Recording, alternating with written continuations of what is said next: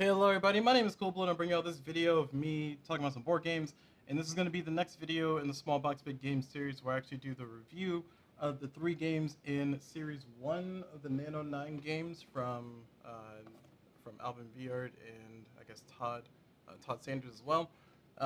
So let me go ahead and get our music in the background going, so we can have some nice noise in the background. All right, so we got our music playing in the background. It's pretty low because I don't want it to be overpowering here. But as far as everything goes, these are the 3 games that are in the first series for the Nano9 series. I do have the Series 2, which I will eventually try to learn and play. I'm really looking forward to playing Clinic, the Nano9 Clinic, and hopefully it lives up to my expectations, but we'll see. But as far as these games go in this one, I played through these 3. I did not play the combined game because I just didn't want to. I might do that if you guys really want me to later on. But as far as everything goes, I played through Railways, did a teach and a playthrough and a review, a teach, playthrough, review, teach, playthrough, and review for all 3 of these games, for City Planner and Empire. And I think of all the 3, the strongest one, just right off the back, is definitely Railways. I've heard some positive things spoken about the combined game, which I guess is not saying a ton, considering that there's a lot of not the highest of reviews for a lot of these games. And also, I guess it's important for me to note that for context for me and my board games, I have a lot of board games in my collection, both small and large games. I think the biggest game that I have is probably, it will probably be Iridia whenever that arrives. But the whole point I'm trying to bring up is that I'm not afraid of having I have a lot of games in my collection, and I'm not afraid of playing games that are not rated well on Board Game Geek.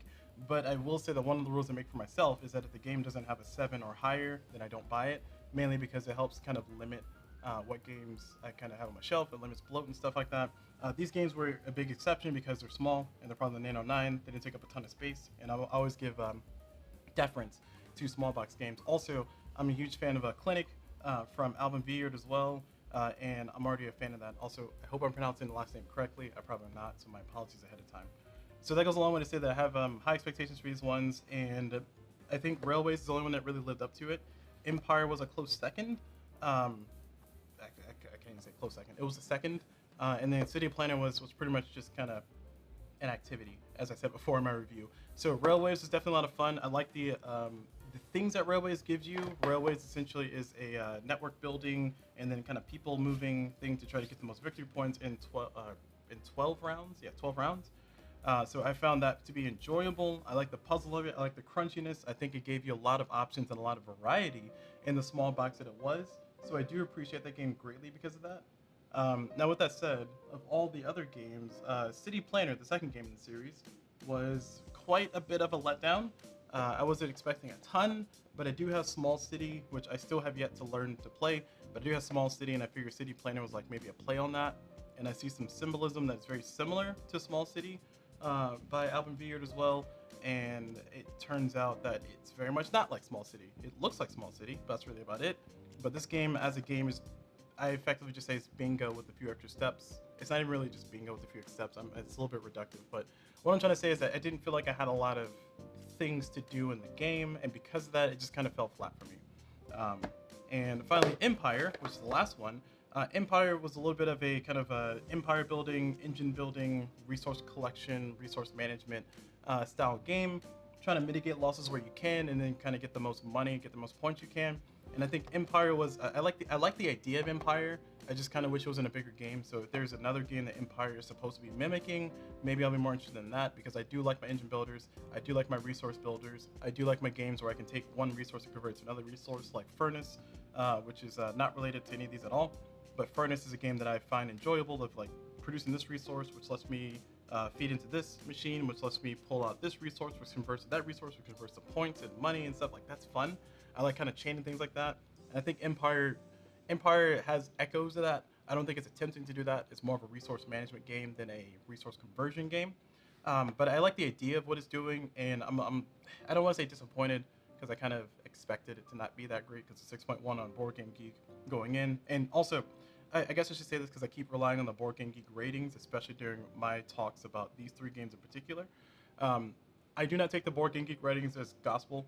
There are a few games, like for instance Shia, Legends of a Drift System, or Isaiah, I guess is as Cody, the designer of the game, said it's supposed to be pronounced, but Shia, because it's literally named after the sun, and it's Chinese, but that's not the point.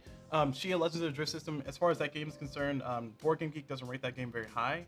Like for instance, I would rate that as a 9. I think Board Game Geek rates that as like maybe like a 7.5. Actually, let me check.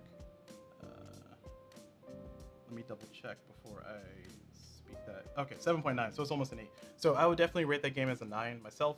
And I think that's what my personal rating is for the game, even after all my playthroughs, especially when it has the expansion added to it.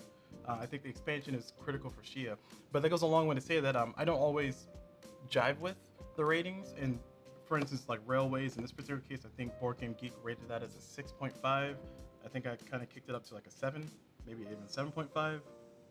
And again, I'm looking up my ratings here because I was super prepared. There we are.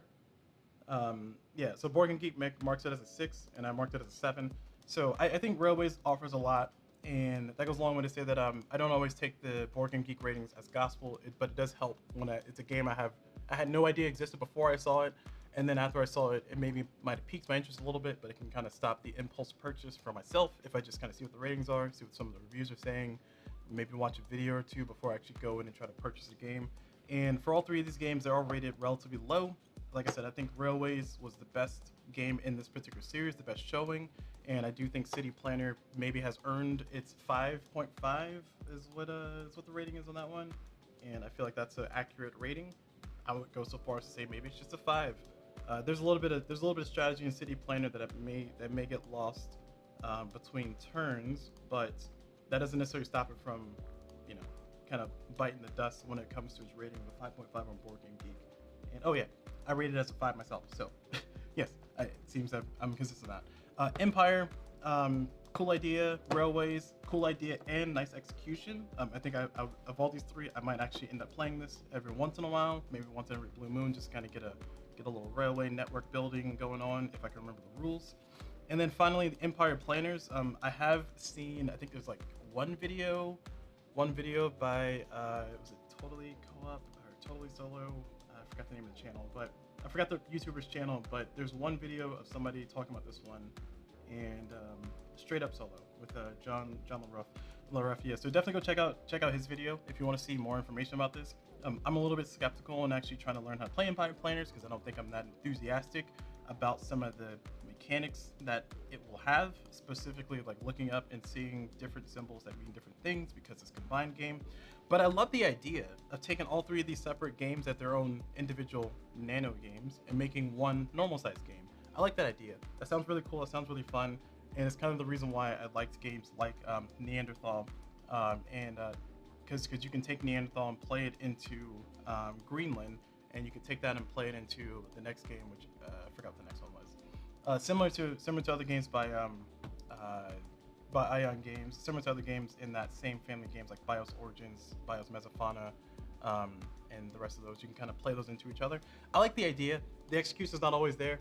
Sometimes it just kind of falls flat. And I think in this case, it might actually be a good thing. Again, I've heard some positive rumblings of Empire Planners being good, so I have a little bit of faith in that one. But for now, I don't think I'm going to visit it at this time. I was going to kind of leave it where it's at and maybe revisit sometime in the future. But I will try to see if I can work on learning these 3 because I am super excited about Clinic, which is the 5th game in the series. So that means it's the next to last one, which is pretty nice. And I haven't seen many positive things said about the other 2, so we'll see how that goes and if that holds up to my expectations. But for now, for the series 1 of the Nano9 games, I love the idea. I really hope we see more games in the series come out. I do think a lot of the limitations of having a Nano game makes it to where you can't really do much. I think I mentioned this previously in one of the videos, but if I haven't, I'll mention it here. I do know that Underfalling Skies started off as a small game as a print and play, and I like that game. I think that game offers a lot in a very small package and a very small set of things, and of course they made a full board game of it, Underfalling Skies, again not related to any of these. But the whole point I'm trying to bring up is that I think there's a lot of space for small games. I mean, I have a whole series called Small Box Big Games, so I guess of course I'm biased. And I really hope that we see more games. And clarification on Underfalling Skies, it had a 9-card solo. It was a 9-card solo game before it became an actual full board game. and that was pretty neat. I remember seeing ramblings about that, and then it came out as a board game, and I got that, and I enjoyed the experience for the most part. I don't think I ever published a video of it. If I haven't, I guess I'll do that sometime soon. But at any rate, cool idea, nice execution, cool idea, execution's kind of meh, and this one just fell flat. And yeah, that's pretty much it. So I think if you're gonna get any one of these, I think just getting this one, you'll be fine. Again, I heard rumblings of Empire Planners being actually fun and enjoyable, especially as a 2-player game. You can play it solo, so maybe it might be worth springing the extra money to get these two just to try it out. But for me, I'm just gonna recommend maybe just get Railways and just stick with that. It is an enjoyable enough experience, and of course, if you can splurge and get all 3, then go for it. At least you'll have a kind of a set for your collection there. So that's entirely it. I don't really have much else to say outside of hope this was a very useful series of videos for you all. Hope you all enjoyed it, and as always, I will see you all whenever.